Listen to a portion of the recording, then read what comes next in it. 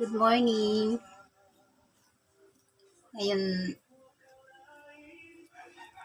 magluluto po ako. Mag-i-eksperimento po ako ng kare-kare.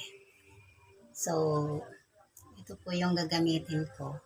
Papakita ko po sa inyo. Ngayon ko lang po to gagawin na kare-kare. Pero, ito madalas niluluto ko to dinuguan or Bicol Express. Masarap po kasi ito. Kainin tayong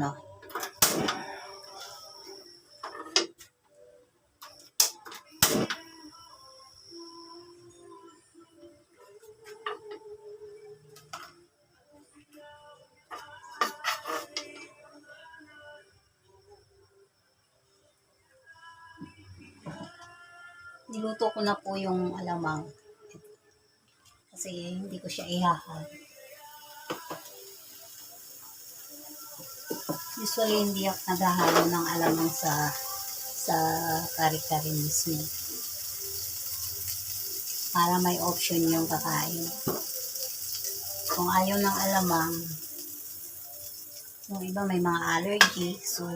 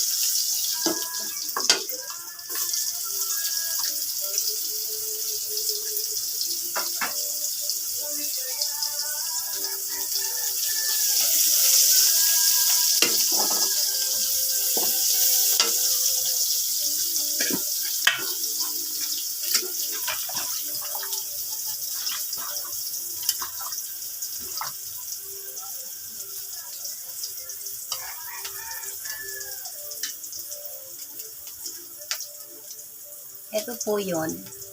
Ayan o. Kita ko sa inyo na yun.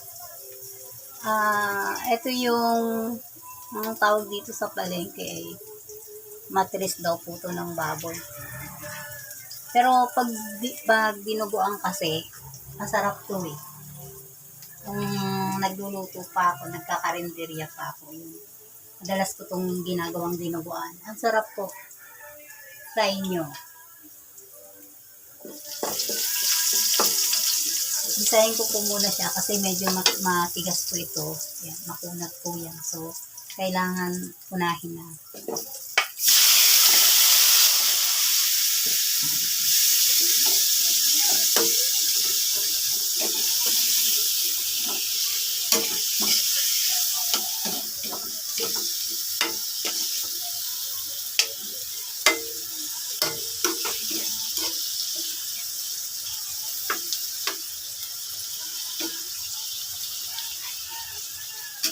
Timplahan lang natin ng konti.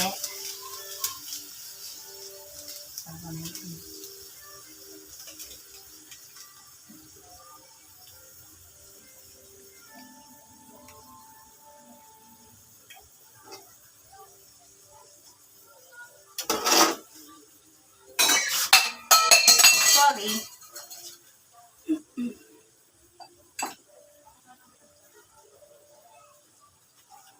Sabawan natin.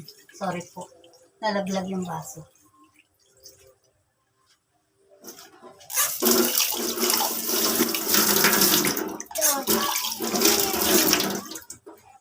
Ulam. Magluluto po ako ng kare-kare. Ewan ko lang kung gusto mo to. Nakain ka nito?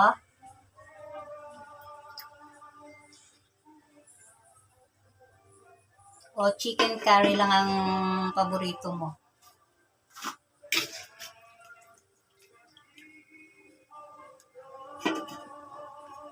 Nandito po yung anak ng inaanak ng asawa ko.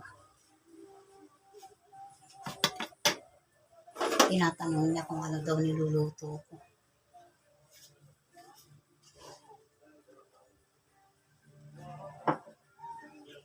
Palambutin ko lang po ito. Actually, wala ako ng paminta.